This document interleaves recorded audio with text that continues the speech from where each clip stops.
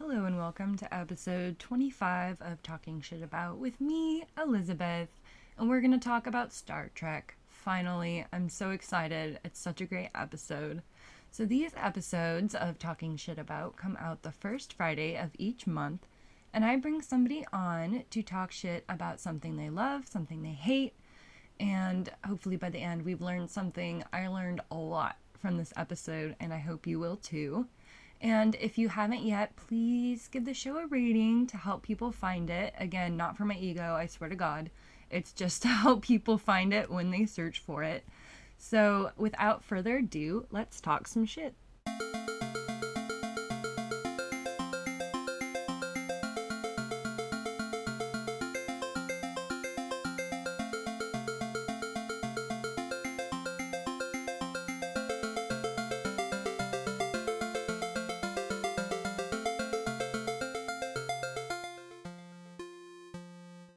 Okay, welcome everybody to Talking Shit About. I am here with CW, who I met through Star Trek Wholesome Posting.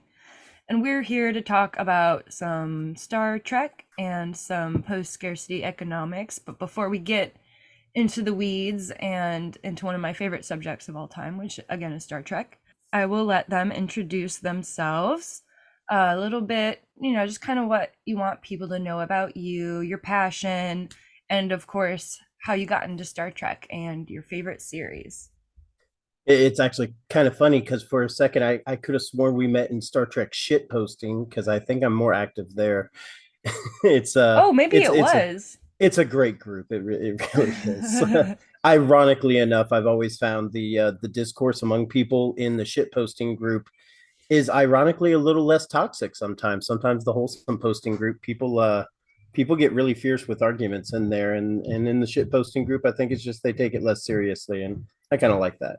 But anyways, yeah. So well, I'm CW.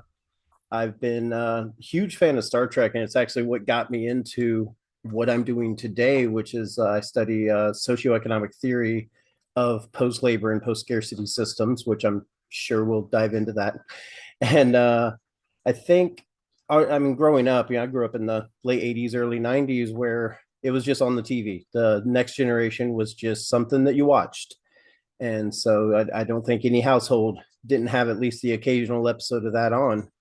And once I kind of fell in love with it, I started watching all the other shows like in sequence and everything, following along with everything.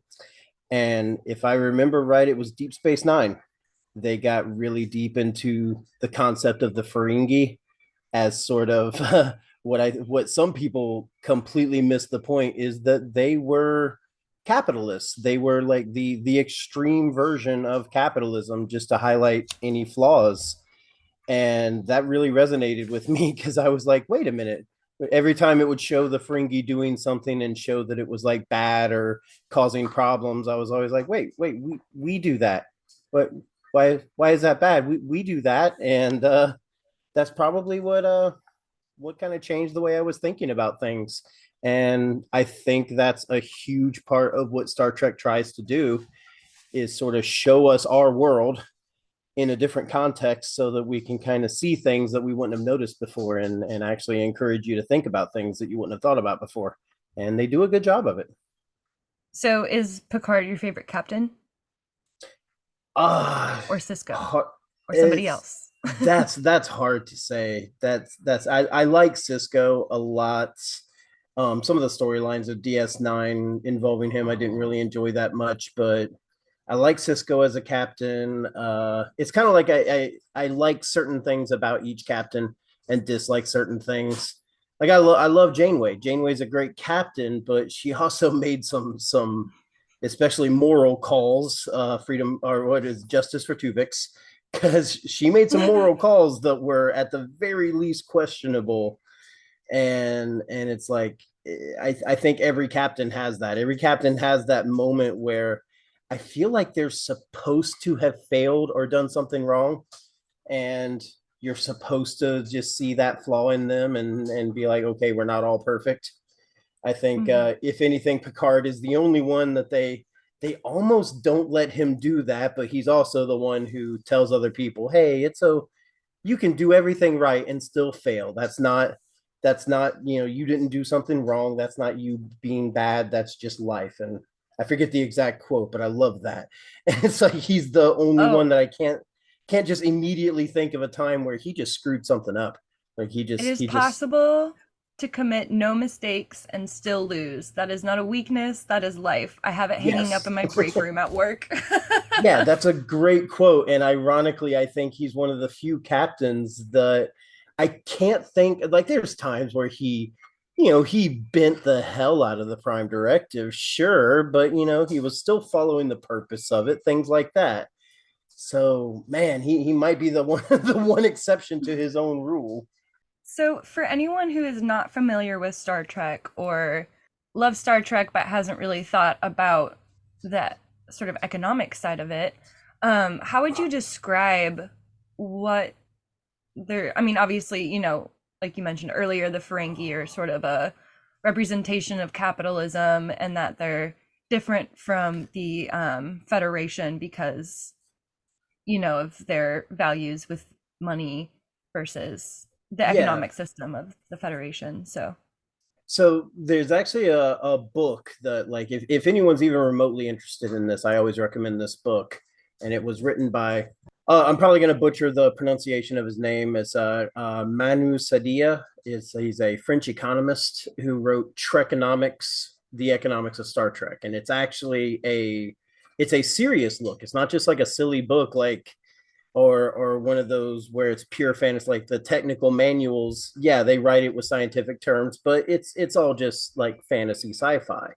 But this book is actually a realistic look at how the economics of Star Trek would work.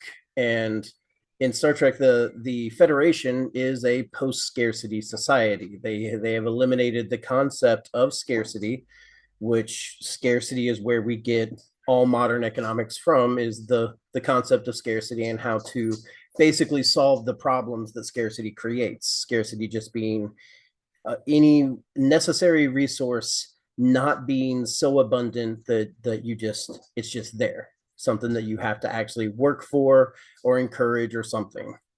So with post scarcity, with the technology that they have in Star Trek, they just, the simple version is they don't have money. There's the hierarchy of need has been solved up to a certain point where they do not need money to incentivize labor, is the shorthand of it.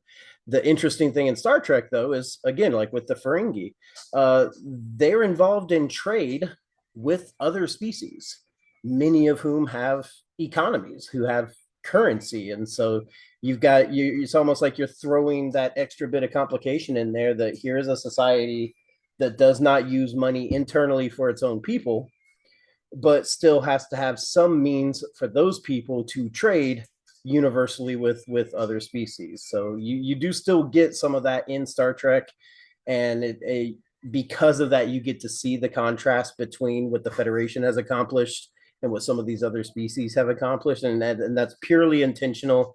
And it's been even said in interviews that they intended to highlight the difference between what the Federation has become economically and what races, especially like the Ferengi, are, as a way of showing the problems with scarcity. so when we talk about post scarcity, so like what are some of these needs or things that are no longer scarce, I guess, if that makes sense. Well, in any basic society, like society goes from a tribe of basically an extended family all the way up to a civilization or country with billions of people. In any society, your main things that are inherently scarce are things like food, shelter, safety. These are things that pretty much any living creature needs. And in small societies, it's real simple to solve that kind of scarcity, because if it's just like a basically an extended family living as a tribe, well, we all know what we all need. We all know how to get it. We all know who's good at what. We know Steve is the best hunter. We know that Bobby is the best gatherer. We know that Julia over there, she can cook really good. So it's real easy to say, okay, you do this, and you do this, and everything just simply gets done.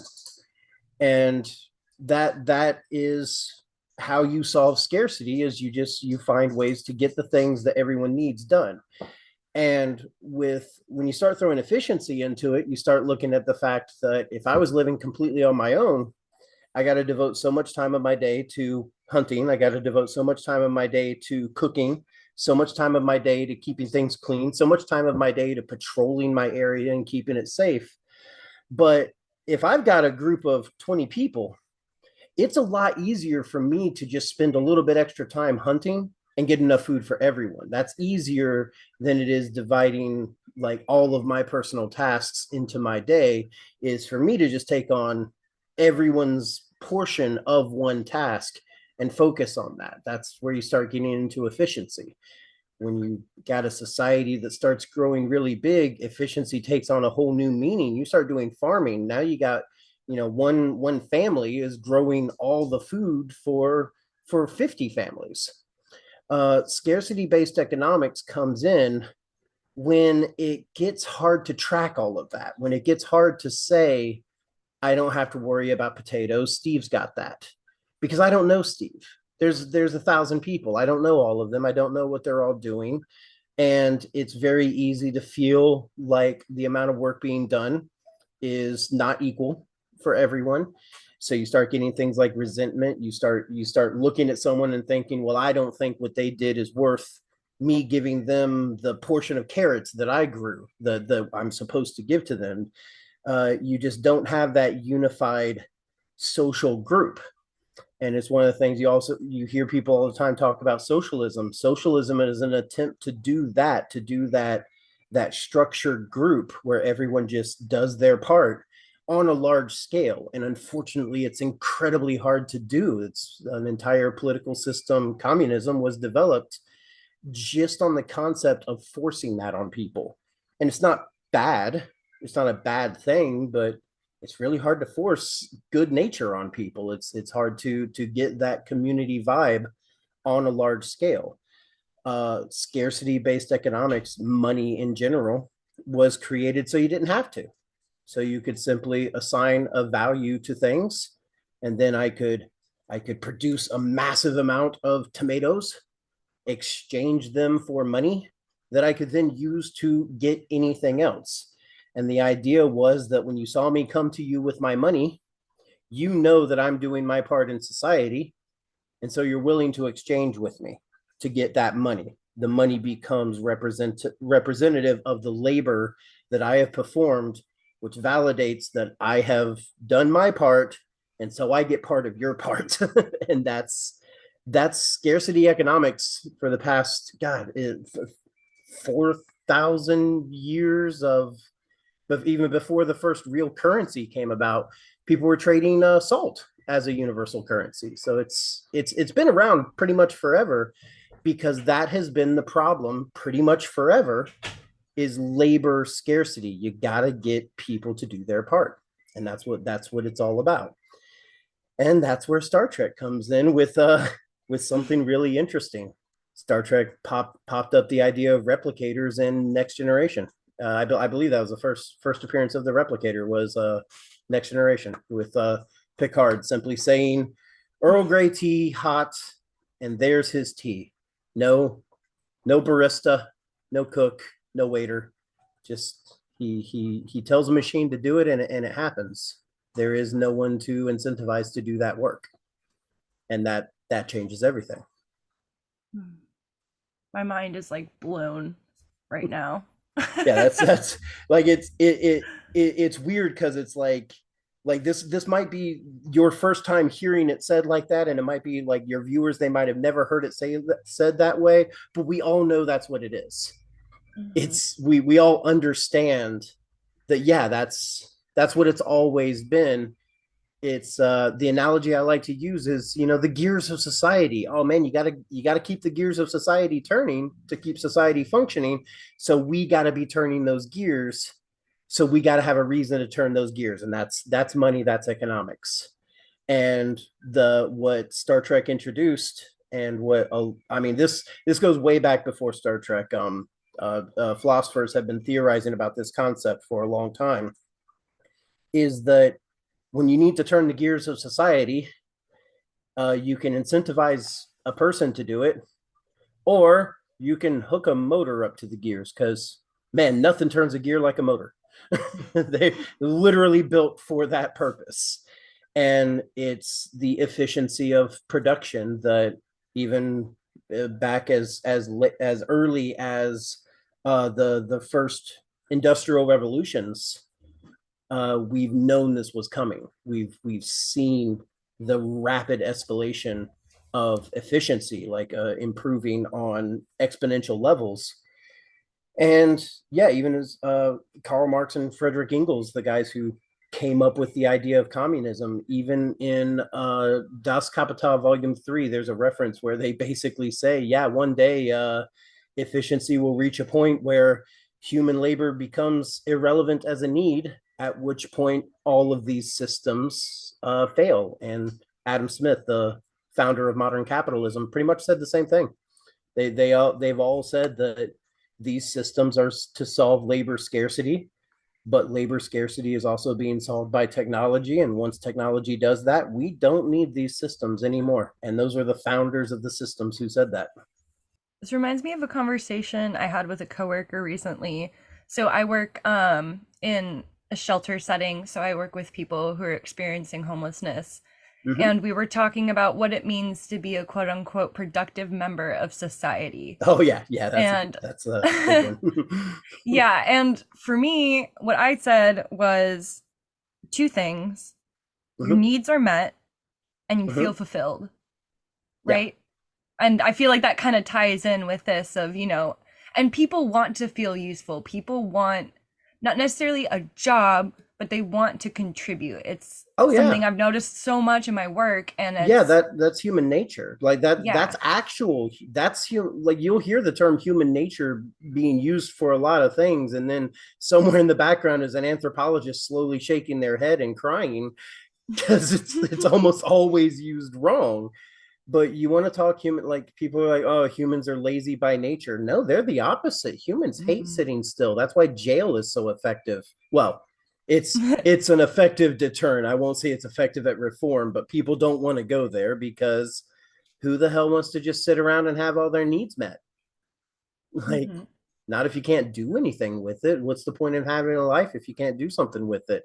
And that is a universal truth that everyone understands, even as children.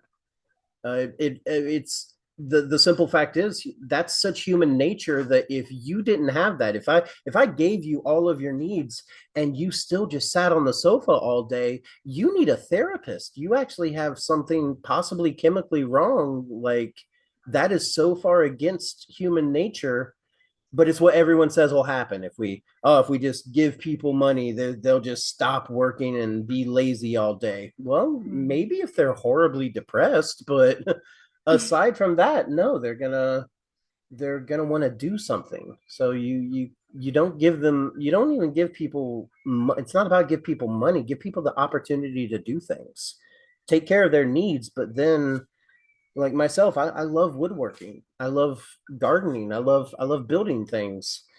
I'm not going to be happy if someone told me I will take care of all of your needs, because I actually need more than that. I need all of my needs taken care of, and then I need the resources to build a gazebo for the local park.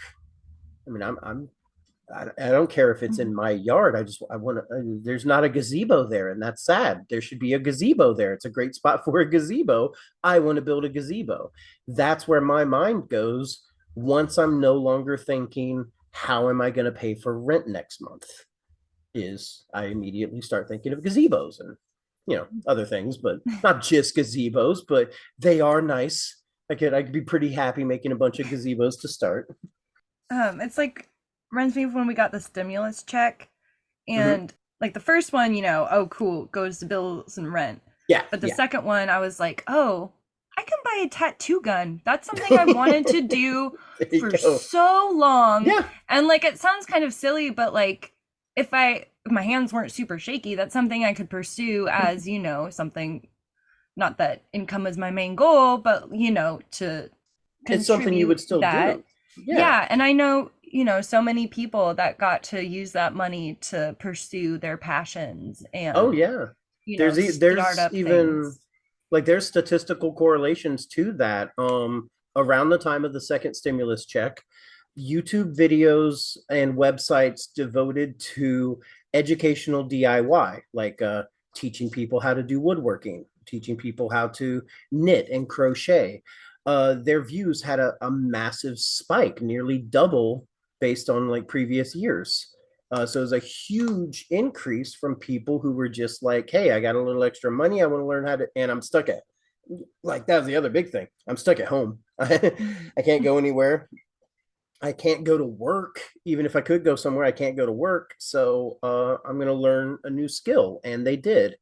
And the store, God, like if you, I feel like I should have predicted this one because I'm always like these are all concepts that COVID proved to all of us, like all of it, like sociologists. We've always said these things, and COVID really proved it to us. But I wish I had thought ahead. I would have bought stock in Home Depot and Lowe's right at the start of COVID, because yeah, home improvement stores saw a lot of that money, a lot of stimulus money just went straight to Home Depot, and people because people got all those little projects, all those little man, this thing's loose. I'd love to redo this cabinet, and they just didn't have the time. And that's kind of the biggest factor in post scarcity and post labor economics.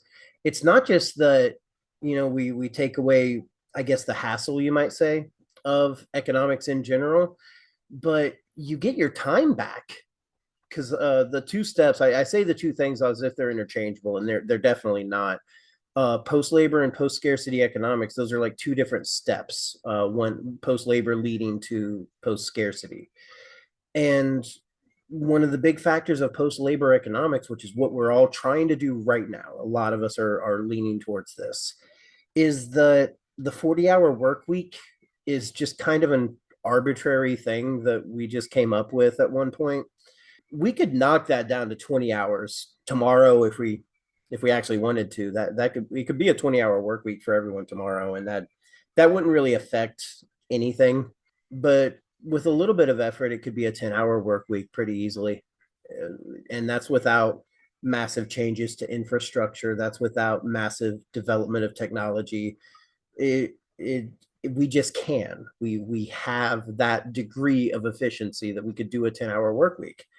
The problem is, of course, that you got to pay people 4 times as much per hour, and no investor would allow that.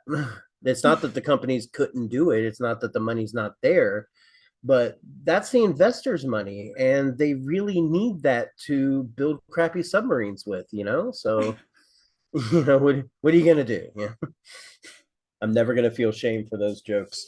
I'm Yeah, never gonna no. feel shame for it. What, you're laughing? Oh, yeah, I saw this really funny post that was like, "You're laughing? A bunch of billionaires are stuck or lost in the ocean and they're playing on a PlayStation 2 controller and you're laughing?" It's so Yeah. good. Yeah, it's like I know they signed, like I like going rock climbing. I go to a rock climbing gym, and it's nowhere obviously nowhere near as dangerous as what they did, but there's padding and everything. But I know if I slip off that rock and I fall the wrong way, I might break my arm. I do not expect everyone there to be like, oh my God, we can't believe this happened. Of course, you can believe this happened. We all know this can happen. I signed a waiver specifically because this can happen. No one should be surprised. No one should Mhm. be upset. It should just be, oh, that sucks. And that's about how I feel about that. So, oh, that sucks for them. But that's it. That's the extent of it. Because yeah, that was apparently a very long waiver that mentioned death 3 times on the first page. So I'm not. It's not a tragedy to me. Yeah, we can't. So we can't take money away from investors, says, because they got to get their submarine tickets. So, since we're in the US, I'm thinking more in terms of the US, but do you see us heading toward a future? I'm like, Star Trek is like, obviously like would be great, but Yeah, more so post scarcity. if you take away the aliens from Star Trek, that's a practically inevitable future. As far as, and the economic side of it is, I would actually say it's inevitable. I don't think it would be possible to prevent it. I don't see how that would be possible. It is the inevitability of knowledge and technological progression that will force a system like that in place.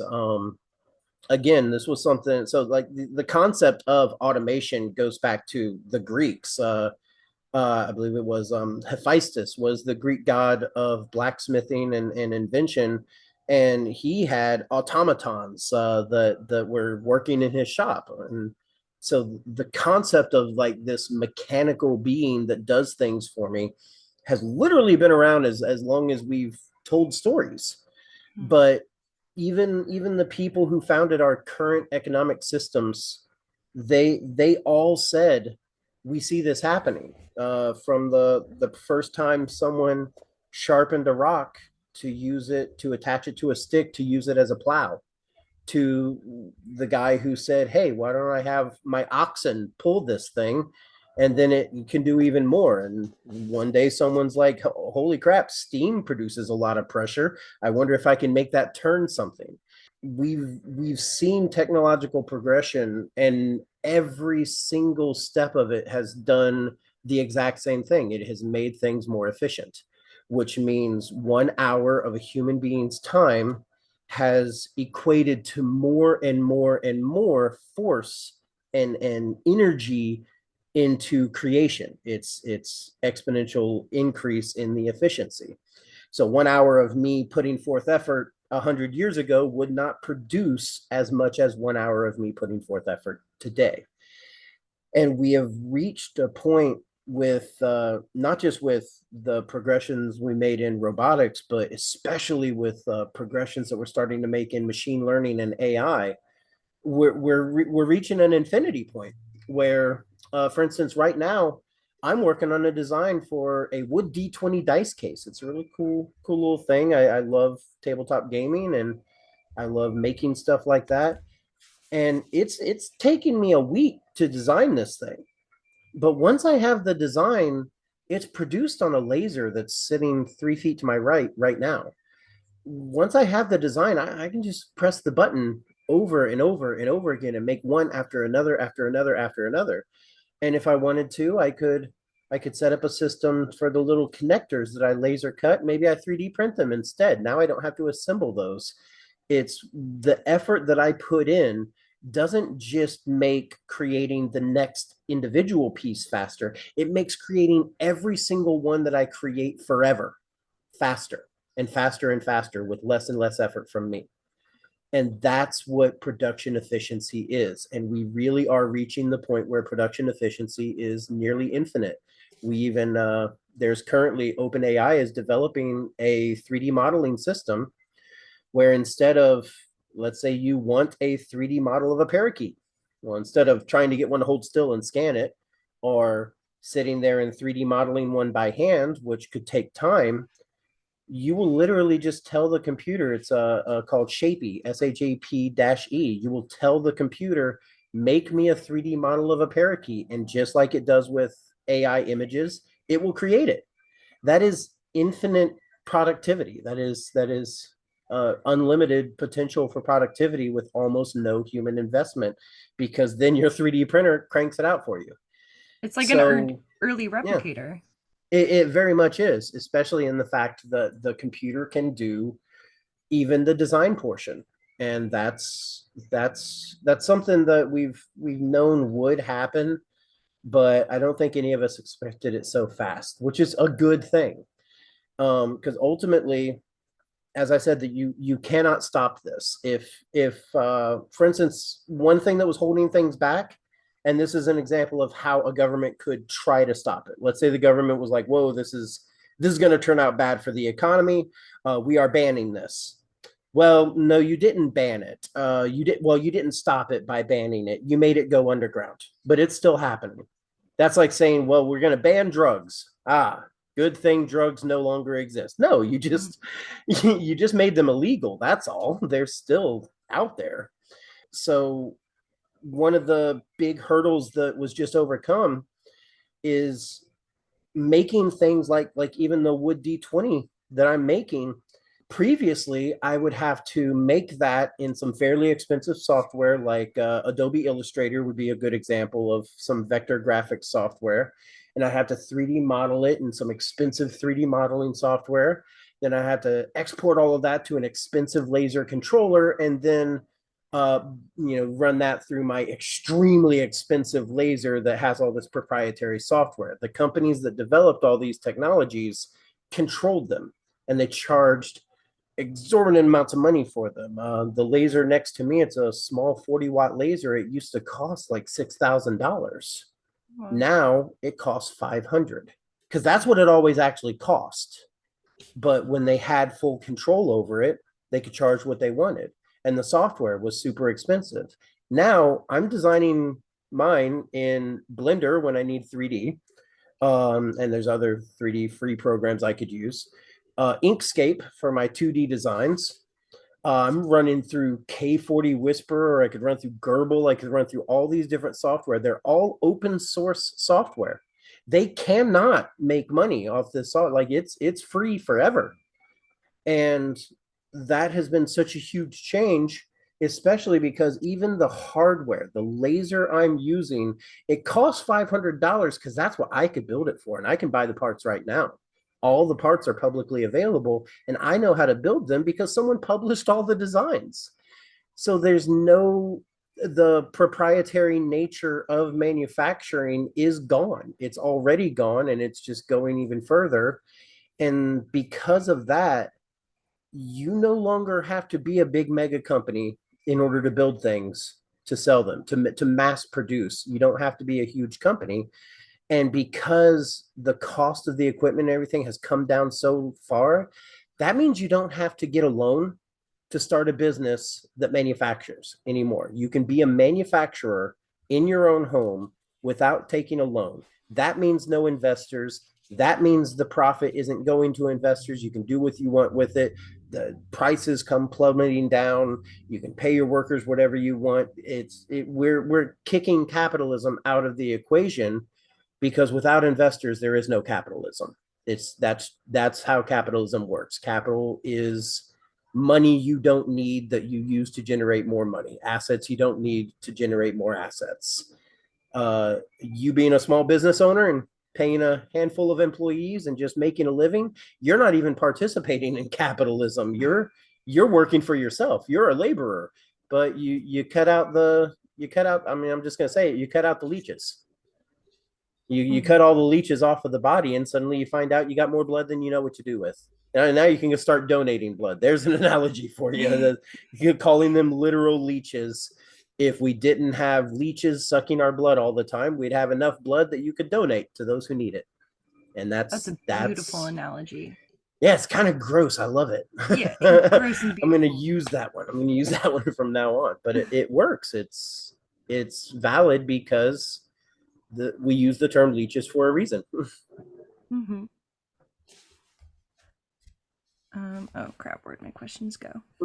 Um, but Yeah, I kind of go all over the place, don't I? But no, this was perfect. This is so good. well, so I many of said these I things are connected, so it's real easy to just bounce because they're all the stuff is connected to each other. My brain hurts most of the time. um yeah, if somebody told me like, "Oh, you'd be enjoying a conversation about economics later." I'd be like, I don't think so." Because usually with my brain, it's like when things are so many steps removed from the natural world, I just kind of don't give a fuck about them. I don't know what it is. But this conversation's fantastic even without the Star Trek lens. Yeah, Um yeah. and the Star Trek lens is so easy to apply because, like you said, the concepts that we have right now, we're getting the replicators. They may not work on an atomic level, but I have two 3D printers behind me right now. I can hear them both running. One of them is expanding my hydroponic garden right now, and my hydroponic garden is already doing great. I have more basil than I know what to do with. I'm finding that doing the daily, like the regular pruning of the basil, I'm not using the basil fast enough, so I'm gonna have to figure out what to do with my excess basil. Meanwhile, I've got a 3D printer that is automatically expanding my capacity to grow basil that I don't need anymore. So that's that. I mean, if I just kept feeding it filament, $11 a spool, here you go, and I could fill this whole place with hydroponic basil plants.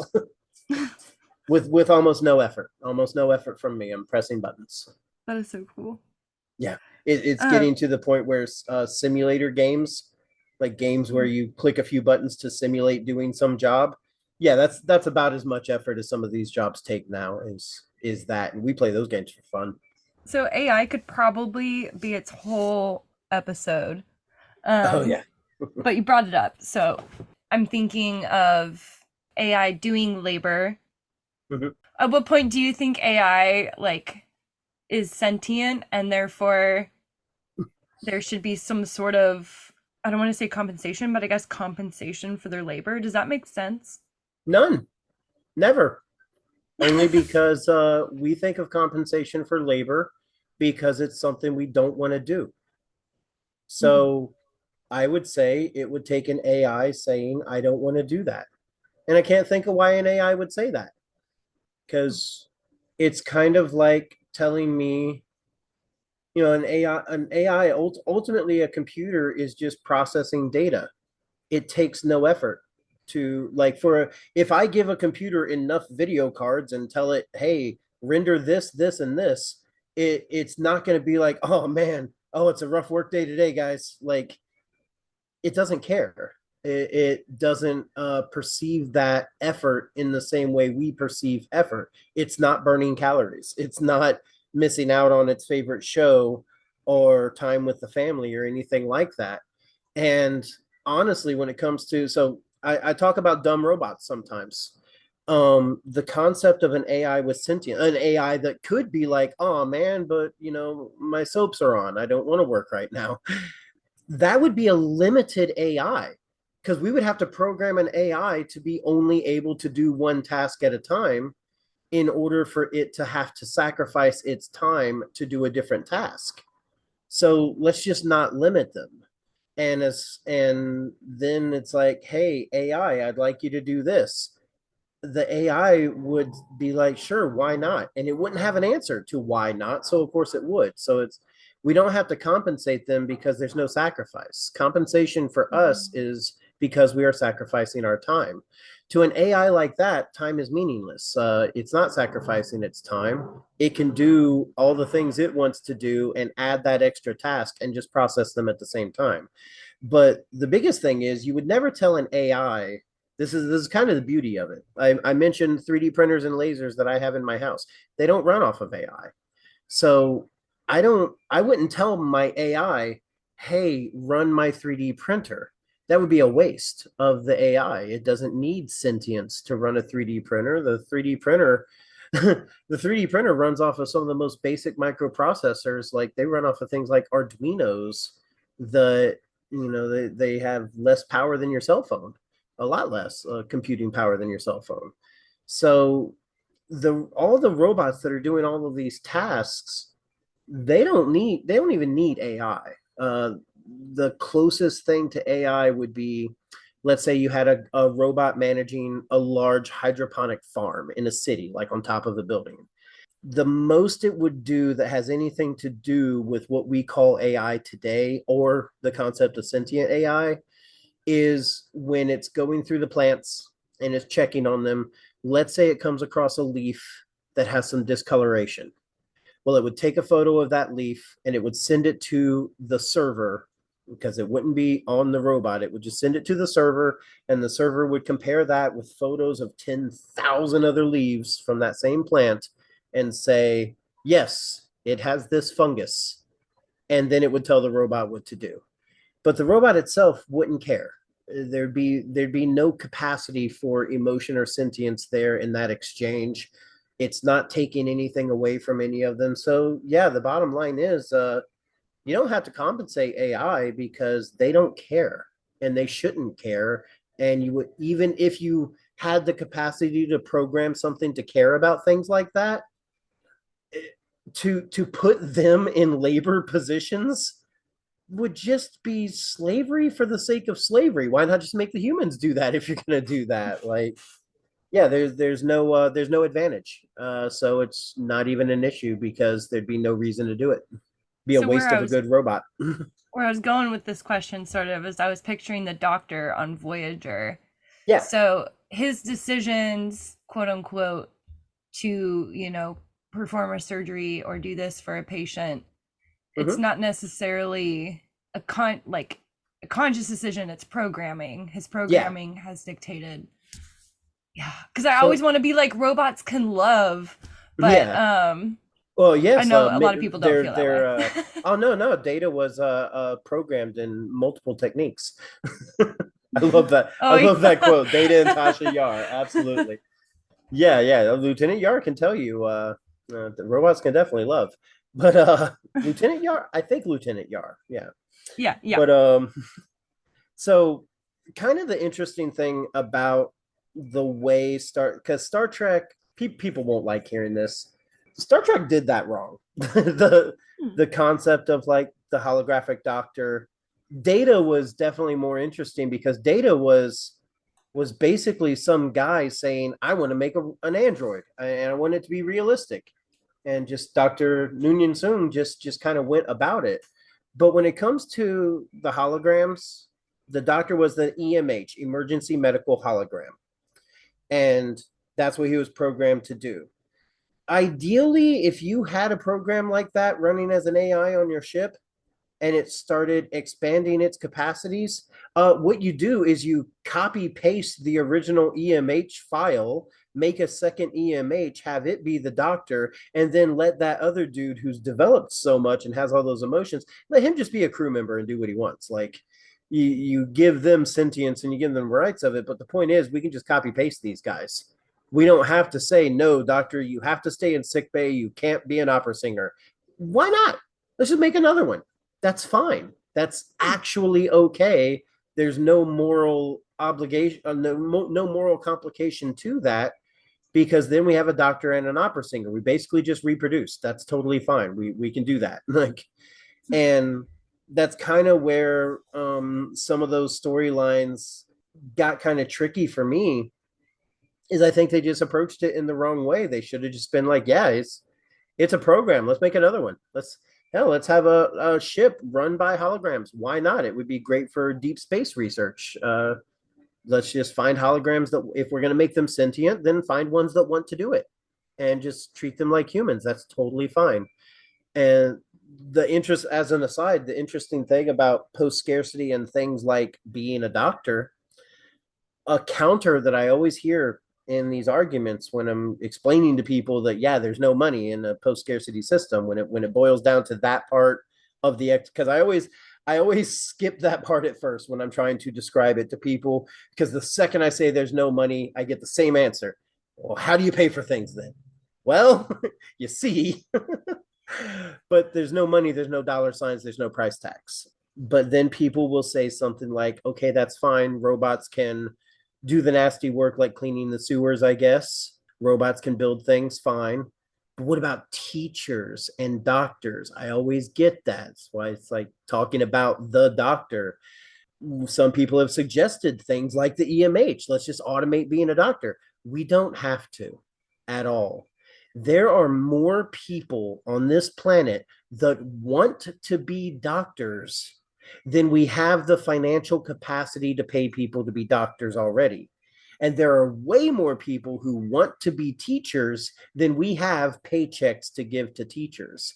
We actually have fewer doctors and teachers today because of our economy. And changing our economy into something else would increase the number of teachers, doctors, a lot of things, artists especially. A lot of these things that AI cannot simply take over right now are things that humans really want to do. And it's the paychecks that are keeping them from doing it, not incentivizing them. It's that Hmm. part of the system is entirely broken right now. It's not functioning as intended, and that's becoming a real problem. Really, I think it's just that nobody wants to work anymore. That's what I hear. Yeah, nobody wants to work anymore. Yeah. Damn, it's these damn 16-year-old millennial kids, because that's how old that age group is. I'm about to turn 41. I'm a millennial. I can't. I can't. I can't. If I the every time I hear someone what Gen X or older say millennial, I'm just like, stop it, stop it, stop it. I'm getting an ulcer, an actual ulcer from being a millennial. I have kind of two sort of wrap up questions. Yeah, Actually, I guess technically three, kind of depending how should we're only take me doing. an hour. Yeah, let's go. So what can people do on an individual level, sort of propel us toward this ideal future of not relying on money Give me and money so I can build more robots. No, it's so there's three things. There's really only one thing I can think of that people could do on an individual level, but there's two things that hopefully very soon they'll be able to do. Largely if the plans that me and a few people have that we're putting into effect right now, like as we speak, if those pan out, then there will be more things you can do. But the first thing I would say is we have to take away from our dependence on scarcity based economics because scarcity based economics is rapidly failing in what is becoming a post scarcity world. It's becoming that inevitably just because it's the technology that determines that, and you're not stopping the tech. So because that's happening, we have to start pulling away our dependence on this capitalism system. So I would say get a 3D printer and make some things for yourself. Get a laser. The Omtech K40, fantastic little laser. $500, few $100s in modifications, videos all over the place online on how to use it, and you can start making things for yourself. And there are resources like printables.com, thingiverse.com, where you can find free files. The actual designs, you can find them for free. The only thing you can't do is make a business out of it and sell them. You need to pay for licensing for that. But if you just need to make a plant or the hydroponic system actually that I'm using right now, 100% homemade off of 3D printers. I've got $30 put in this thing at the most, and it's my original system was a $60 off the shelf system. My new system, $30 invested in it, and it holds like 10 times as many plants. So you start getting away from supporting companies that are still operating on a full capitalism model. And it's not a matter of being anti-capitalist. That's kind of like saying I'm against the 90-year-old man who has every cancer, and I'm against him. I don't have to be against him. He's dying. I can ignore him. I just need to make sure my life doesn't revolve around him because he's dying. I need to have my life revolving around something else. So being able to make things for yourself is a huge step in that, and get together with other people in your community and form community groups and make things for each other. And this doesn't have to be like a commune level thing. It can just simply be separating one little thing after another from the network of profit seeking that has just dominated the landscape for so long. And I think that's the biggest thing that any individual could do right now, because all of these things I'm mentioning are freely available. The hardware is very cheap, the software is all free, the designs are all free. You could do that today, right now. The things that I'm hoping you'll be able to do soon is, and I don't want to dive to, I might leave this as a separate question for you because it can be a big aside. The concept I mentioned earlier that capitalism, by definition, to be a capitalist, you have to have capital. And like owning a house is not capital. It's just not. Owning a second house that you rent, that's capital. That's things you have beyond your own needs that you use to generate an income. That's your capital. And people forget that that's the concept. And if you don't own capital, capitalism is a class-based system. You are either a capitalist or you are a laborer. If you don't own capital, I hate to tell you, but you're not a capitalist. You're just not. And having $200 in a stock portfolio, no, that's not paying for your life. You're not a capitalist. You're a hobbyist. Capitalism is your hobby, and a lot of people will be insulted by that, but it needs to be a wake up call for them because they are praising a system that is not benefiting them just because they think it is. But that little bit aside, what we're starting to see is that because the cost has come down so low on all this equipment to the point where just like I said, you could go buy one right now yourself. You could have one in your home. Having a small business without an investor is one of the greatest things you could do to push forward post labor economics.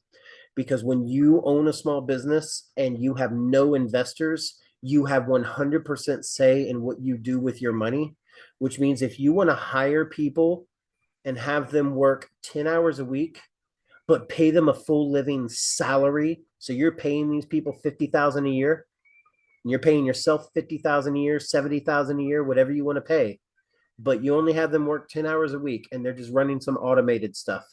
So they're extremely efficient. So they're earning you that money. They're earning every ounce of their paycheck and you're getting all of your money, but nothing is going to investors, and investors have no say in whether you're overpaying these people. That right there, that's the death nail. That is the end of capitalism. And to be blunt, that's the end of socialism too. Like it's not a switch to socialism at all. I'm talking about a privately owned company there.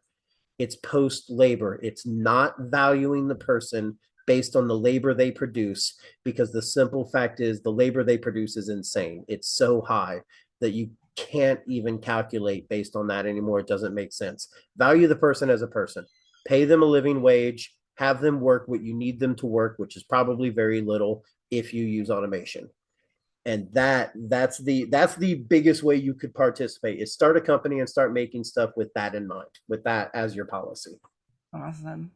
Thank you. So the last two questions I have, they're silly questions. Yeah.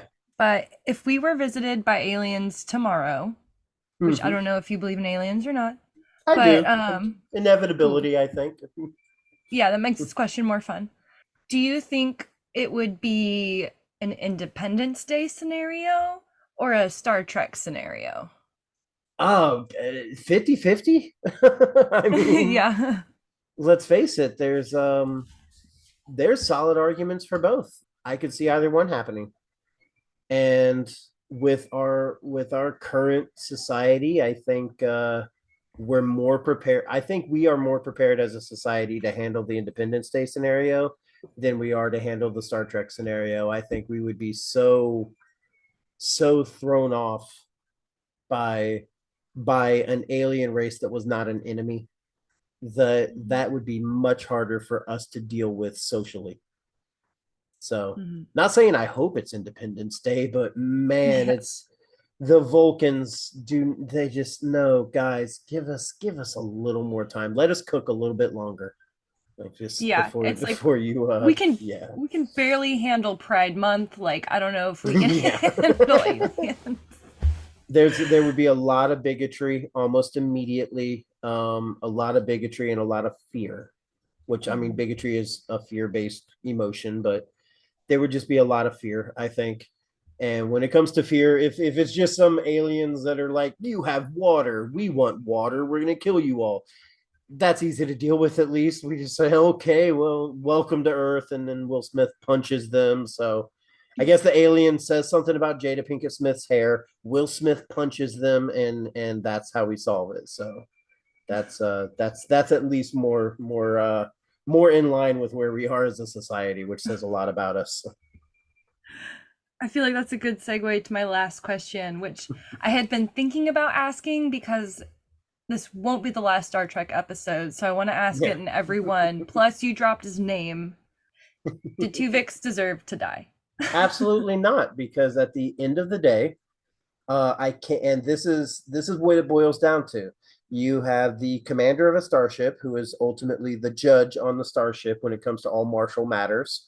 Everyone there is a member of Starfleet, and arguably Tuvix would be a member of Starfleet because I'm pretty sure Neelix would have joined Starfleet in an instant, but he certainly didn't seem like a civilian. So you're talking about someone under her military command or military style command. She's the captain, and she is determining whether or not to end his life. Now, all the arguments about what's on the other trolley trail or the trolley path, whatever, whether or not you pull the lever, at the end of the day, her determination is, should I end his life or not? And the argument is, what is the benefits of ending his life versus the benefits of not ending his life? But at the end of the day, it is a choice to end his life. And if the captain of the ship is determining to end someone's life, well, that's called a death sentence. So, what crime did he commit to deserve death? And the answer is he didn't. So, even if you think he should sacrifice himself, like Spock did, the needs of the many outweigh, like a lot of people use that quote, needs of the many outweigh the needs of the few. Yeah, that was Spock's reasoning for his sacrifice. That's not a reason you drag someone screaming into the room. Otherwise, organ donation would not be a problem. Everyone's got two kidneys. Let's just start dragging people in. But kids got leukemia, needs some bone marrow. Let's start checking the population. Up, here you go, Steve, get in there. Like drag him if you have to, because that's not even killing Steve. But that would be a major violation of bodily autonomy. So we wouldn't do that to Steve to save Steve's kid, let alone someone else. And it gets into an abortion argument about bodily autonomy, obviously, but you can guess where I stand on that. Like bodily autonomy is an absolute because the consequences of abandoning bodily autonomy are pretty bad if you have two kidneys or if you have two healthy lungs, because we only need part of the second one.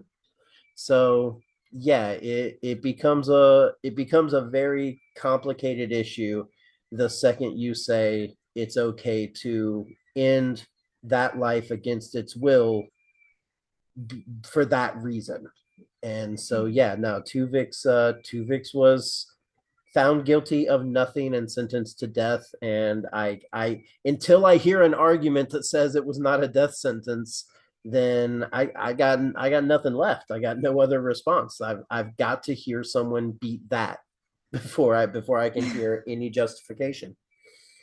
Because otherwise you gotta list me, you gotta tell me his crimes, and I don't have one. Being He didn't ugly. commit a No, I was crime. kidding. Yeah, oh, God, yeah. Oh, finally, a society that does things right. Get rid of the ugly people. As long as you get That's my two, prejudice that yeah, I'm you gonna got to have get when we at have least, aliens. yeah, you got to get at least one pretty person out of the equation. And Tuvok's a handsome man. Mm-hmm. That's the least moral, but arguably the most effective argument I got is I like Tuvok. It's not moral. It's not moral, but I do like Tuvok. Yes. Well, thank you for humoring me. I appreciate it. Absolutely.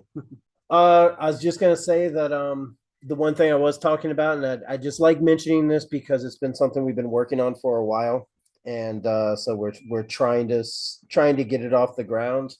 Is that whole idea of if you own a company, you can just overpay your employees and institute a 10-hour a week policy today. Like that is something that financially companies can afford to do that if they lean into automation. So let's just start some companies and have them do that. I started mine last year, and we are slowly growing it because we can't have investors, so it's slow to grow. But yeah, we've got an Etsy shop where we sell some stuff. I can give you a link to that, and Yeah, it's literally absolutely. just What's the name? the Sleepy Kuma, and we just literally we make stuff. We enjoy making stuff. We're both it's me and my fiance. We're both artists. We're both crafters. So we make things. We use automation to make those things so that we can have low prices but have an extremely high profit margin, so that we have enough excess money that once our needs are taken care of, we are making so much money off of each sale that we can start hiring people even if we don't have jobs for them to do. And that's what we plan to do with the company. And it's an example of what post labor could be if the goal was not profit, if the goal was sustainability long term in producing goods and providing incomes to employees. If that's your only goal, yeah, your company can grow leaps and bounds over others. And all you got to do is shed the dead weight of investors. So we did. Hell yeah, that is so cool. Yeah, send me the link and I'll make sure to put it in the show notes Absolutely. so folks can check it out. That's a wrap for this month's episode. I hope y'all enjoyed. We'll be back again next month with a returning guest for a two-parter. And then September, I'm getting married. As of recording this intro, outro, it's 2 months to the day. So excited. Go me. It's gonna be a blast. Anyways, I hope you all have a good month, and we'll see you in, what month is it? July. We'll see you in August.